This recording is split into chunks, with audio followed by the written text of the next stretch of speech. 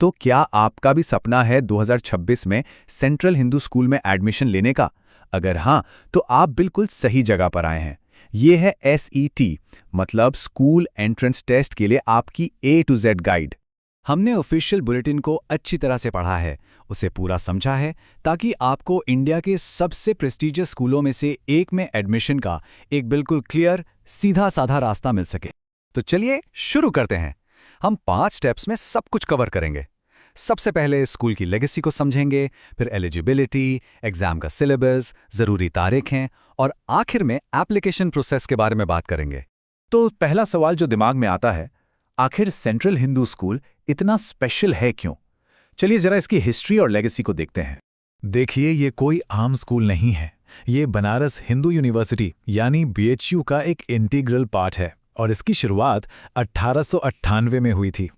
ये CBSE से affiliated है और इन स्कूलों का मतलब क्या शानदार इतिहास रहा है बेहतरीन एजुकेशन देने का।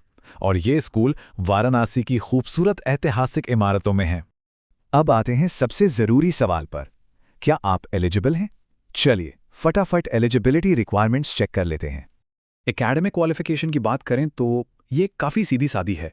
क्लास 9th के लिए आपको क्लास 8th पास होना ज़रूरी है और क्लास 11th के लिए आपको क्लास 10th के बोर्ड एग्जाम में कम से कम 33% मार्क्स के साथ पास होना होगा।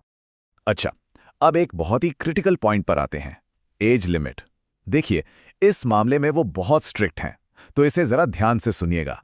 अगर आप क्लास 9th के लिए अप्लाई कर रहे हैं तो आपकी उम्र 13 से 15 साल के बीच होनी चाहिए।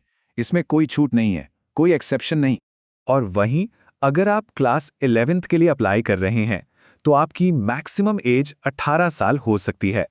ठीक है, तो अब आपको पता है कि आप एलिजिबल हैं, पर सवाल यह है कि पढ़ना क्या है। चलिए अब एग्जाम के सिलेबस पर एक नज़र डालते हैं।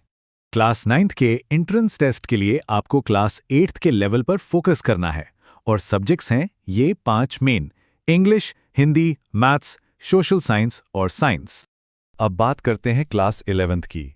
यहाँ सिलेबस इस बात पर डिपेंड करेगा कि आपने कौन सी स्ट्रीम चुनी है, चाहे आप मैथ्स लें, बायो, आर्ट्स या कॉमर्स। ये चार्ट आपको साफ साफ दिखाता है कि आपको क्लास 10th के लेवल पर कौन कौन से सब्जेक्ट्स पढ़ने होंगे। डेट्स, ये बहुत ज़्यादा ज़रूरी हैं। एक भी डेडलाइन मिस हुई मतलब मौका हाथ से गया। तो चलिए SC 2026 का पूरा शेड्यूल देख लेते हैं। ये टाइमलाइन आपकी पूरी जर्नी को दिखाती है।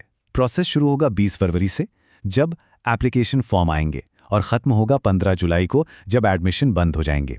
तो अप्रैल में एग्जाम और जून में रिजल्ट्स के लिए तैयार रहिए। ठीक है, अब ज़रा प्रैक्टिकल चीज़ों की बात करते हैं। अप्लाई कैसे करना है, सीटें कितनी हैं, और इसके अलावा आपको और क्या क्या जानना ज़रूरी है। ये बात बहुत ध्यान से सुनिए। अप्लाई सिर्फ और सिर्फ ऑफिशियल BHU पोर्टल www.bhuonline.in से ही करना है। किसी और वेबसाइट पर बिल्कुल भी भरोसा मत कीजिएगा। हाँ, और ये याद रखिएगा कि ये admission central Hindu boys school और सेंट्रल हिंदू गर्ल्स स्कूल दोनों के लिए है। तो कंपटीशन कितना तगड़ा है, ये देखिए। ये हैं एक्सटर्नल कैंडिडेट्स के लिए अवेलेबल सीटों का नंबर। जैसा कि आप देख सकते हैं, सीटें काफ़ी लिमिटेड हैं, इसलिए एक एक नंबर की कीमत होगी। एडमिशन में गवर्नमेंट ऑफ इंडिया की रिजर्वेशन पॉलिसी फॉलो होती है, मतलब SC, ST, OBC और EWS कैंडिडेट्स के लिए सीटें रिजर्व्ड हैं, जैसा कि आप यहां देख सकते हैं। इसके अलावा दिव्यांग कैंडिडेट्स के लिए 3% का हॉरिजॉन्टल रिजर्वेशन भी है और एक बहुत बड़ा कोटा 50% सीटें BHU के जो एम्प्लॉइज हैं उनके बच्चों के लिए हैं। एग्जाम वाले दिन कोई नहीं चाहेगा कि एक छोटी सी गलती पूरी मेहनत पर पानी फेर दे, है ना? तो अपनी OMR शीट को सही से भरना बहुत जरूरी है। बस ये 4 सिंपल स्टेप्स फॉलो कीजिए और कोई गड़बड़ नहीं होगी। और आखिर में एक बहुत ही जरूरी नियम जो सीधा बुलेटिन से है, लेट मत होइएगा। लास्ट मिनट की भगदड़ से बचने के लिए अपने एग्जाम सेंटर पर 1 घंटा पहले पहुंच जाइए। तो इन सब बातों का निचोड़ क्या है? बस 3 चीजें। तैयारी अच्छी तरह से कीजिए, डेट्स का ध्यान रखिए और फॉर्म को बहुत सावधानी से भरिए। अगर ये 3 चीजें सही कर लीं तो समझिए आधा काम तो हो गया। तो अब आपके पास पूरा रोड मैप तैयार है। तो अब CHS की तरफ आपकी जर्नी का पहला कदम क्या होगा?